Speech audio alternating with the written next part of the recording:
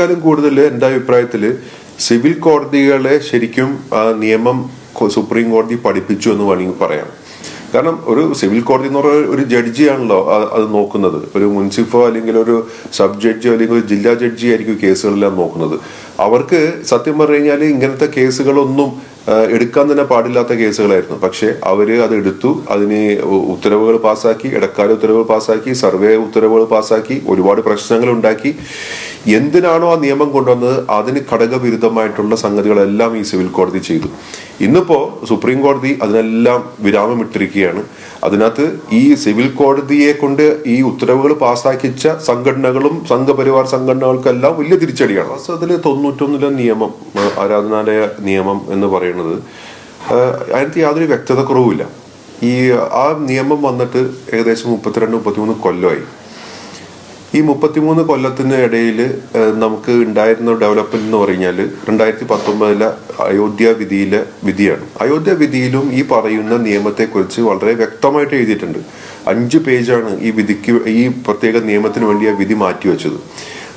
അത് എന്തുകൊണ്ടാണ് ഈ നിയമത്തിന്റെ റെലവൻസ് എന്താണ്, അതെന്തുകൊണ്ട് നമ്മൾ നടപ്പാക്കണം, എന്തുകൊണ്ട് ലെറ്റർ ആൻഡ് സ്പിരിറ്റിൽ തന്നെ നടപ്പാക്കണം, അതെങ്ങനെ നമ്മുടെ മതേതരത്തെ ബാധിക്കും, അതെങ്ങനെ നമ്മുടെ ഭരണഘടനയെ ബാധിക്കും എന്നുള്ളതെല്ലാം സുപ്രീം കോടതിയുടെ 5 അംഗ ബെഞ്ചും വളരെ വ്യക്തതയോട് കൂടിയിട്ട് തന്നെ അതിനകത്ത് എഴുതിയിരിക്കുന്നതാണ്.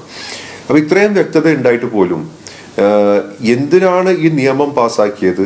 അതിന് ഘടകവിരുദ്ധമായിട്ട് സിവിൽ കോടതികളും താഴെ കോടതികളും എല്ലാം ഉത്തരവുകൾ പാസ്സാക്കുകയും സർവേകൾക്ക് വേണ്ടി പാസ്സാക്കുകയും ചെയ്യുമ്പോൾ അതിന്റെ അർത്ഥം എന്ന് പറഞ്ഞാൽ ഇവിടെ നിയമവാഴ്ച തന്നെ തകരുന്ന ഒരു ലക്ഷണമാണല്ലോ കാണുന്നത്. കാരണം പാർലമെന്റ് പാസ്സാക്കിയ നിയമം, സുപ്രീം കോടതി പറഞ്ഞ ആ നിയമത്തിന്റെ വ്യാഖ്യാനം, ഇതൊന്നും കണക്കാക്കാതെ സിവിൽ കോടതികൾ സർവേകളുമായിട്ട് മുന്നോട്ട് പോവുക എന്ന് പറയുന്നത് നിയമവാഴ്ച തകരുന്നതിന്റെ ഒരു പ്രതീതിയാണ് നമുക്ക് നൽകിയത്. എന്നാൽ ഇന്ന് സുപ്രീം കോടതി അതിനെല്ലാം ആ ഒരു പേടി അല്ലെങ്കിൽ ആദികൾക്കെല്ലാം വിരാമം വിട്ടുകൊണ്ട് അർത്ഥശങ്കയില്ലാതെ പറഞ്ഞു, ഈ നിയമം ഇവിടെ നിലനിൽക്കുന്നിടത്തോളം കാലം ഈ പറയുന്നത് പോലെ ഒരു സൂട്ട് ഫയൽ ചെയ്യുവാനോ അല്ലെങ്കിൽ സൂട്ട് ഫയൽ ചെയ്തിട്ടുണ്ടെങ്കിൽ അതിനകത്തൊരു ഉത്തരവ് പാസ്സാക്കാനോ പാടില്ല എന്ന് പറഞ്ഞു കഴിഞ്ഞാൽ ആ നിയമം വളരെ വ്യക്തമാണ് എന്നുള്ളതിന് ഏറ്റവും വലിയ സൂചനയാണ്. സർക്കാരിനോട് 4 ആഴ്ചക്കകം വിശദീകരണം ചോദിച്ചിട്ടുണ്ട് സമർപ്പിക്കാനായിട്ട്. അപ്പൊ സർക്കാരിന് ഇപ്പൊ അതിനെങ്ങനെയായിരിക്കും കാണുക? നിങ്ങൾക്ക് അനുകൂലമായിട്ടായിരിക്കും അതോ ആരാധനാലയ നിയമത്തിനെതിരെ ആയിരിക്കും സർക്കാരിന്റെ ഭാഗത്തുനിന്നൊരു? ഇത് പാർലമെന്റ് പാസ്സാക്കിയ നിയമമാണ്. പാർലമെന്റ് പാസ്സാക്കിയ നിയമം സർക്കാരിനും അത് ഭരണഘടനാ വിരുദ്ധമാണ് എന്ന് പറഞ്ഞ് വാദിക്കാൻ സാധിക്കുന്ന ഒരു കാര്യമല്ല. പിന്നെ ഈ സർക്കാരാകുമ്പോൾ നമുക്കൊന്നും പറയാൻ പറ്റില്ല. ഇത് സാധിക്കാത്ത കാര്യങ്ങളെല്ലാം സാധിക്കുന്ന രീതിയിലേക്ക് മാറ്റും, സാധിക്കുന്ന രീതി സാധിക്കാത്ത രീതിയാക്കും.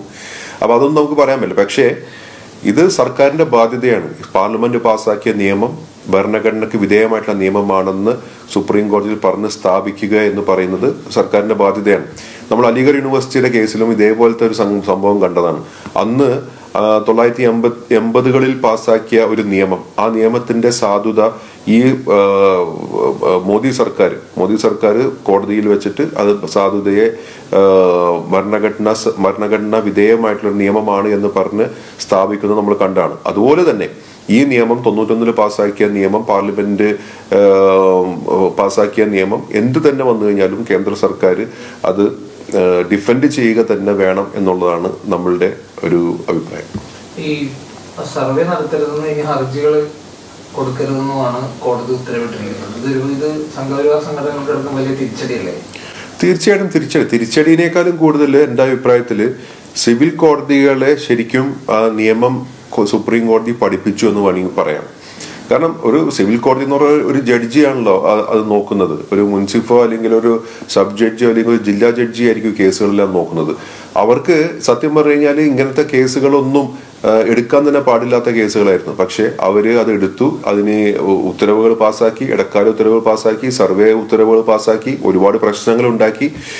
എന്തിനാണോ ആ നിയമം കൊണ്ടുവന്നത് അതിന് ഘടകവിരുദ്ധമായിട്ടുള്ള സംഗതികളെല്ലാം ഈ സിവിൽ കോടതി ചെയ്തു. ഇന്നിപ്പോ സുപ്രീം കോടതി അതിനെല്ലാം വിരാമം ഇട്ടിരിക്കുകയാണ്. അതിനകത്ത് ഈ സിവിൽ കോടതിയെ കൊണ്ട് ഈ ഉത്തരവുകൾ പാസ്സാക്കിച്ച സംഘടനകളും സംഘപരിവാർ സംഘടനകൾക്കെല്ലാം വലിയ തിരിച്ചടിയാണ്. മസ്ജിദ് കമ്മിറ്റിക്ക് ഒരു ആശ്വാസമാണ് ഈ വിധി. അവർക്ക് ആ നടത്തിപ്പിൽ തന്നെ ഇനിയിപ്പോ കോടതി ഇടപെടരുത് എന്നുള്ള നിർദ്ദേശം മുന്നോട്ട് വെച്ചിട്ടുണ്ട്. അവർക്കൊരു ആശ്വാസമല്ലേ? തീർച്ചയായിട്ടും എല്ലാവർക്കും, എല്ലാ മസ്ജിദ് കമ്മിറ്റികൾക്കും ഇതൊരു ആശ്വാസമാണ്. കാരണം ഇത് എവിടെയെല്ലാമാണ് ഇനിയിപ്പോ അത് ഫയൽ ചെയ്യാൻ പോകണമെന്നുള്ളത് നമുക്ക് ആർക്കും അറിയില്ലായിരുന്നു.